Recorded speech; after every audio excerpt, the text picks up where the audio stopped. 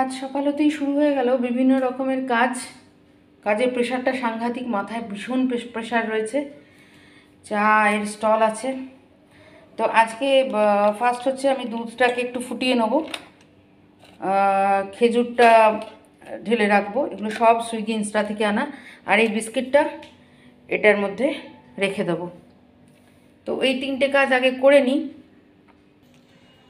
দুধ ফুটতে বসিয়ে দিয়েছি, গ্যাস জ্বালিয়ে দিয়েছি, এখানে খেজুরটা ঢেলে ফেলেছি।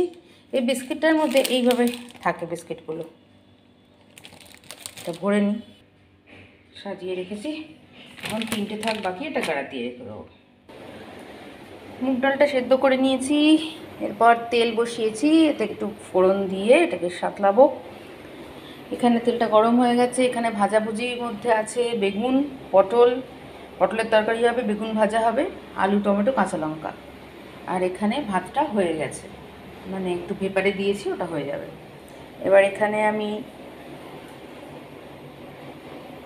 আদা বাটা অল্প আছে, আদাটা আর একটু বেটে নিতে হবে। এখানে আমি আস্তে আস্তে, যেহেতু এই তেলটা গরম হতে একটু বাকি আছে, তো এগুলোতে এবার কাজ শুরু করব।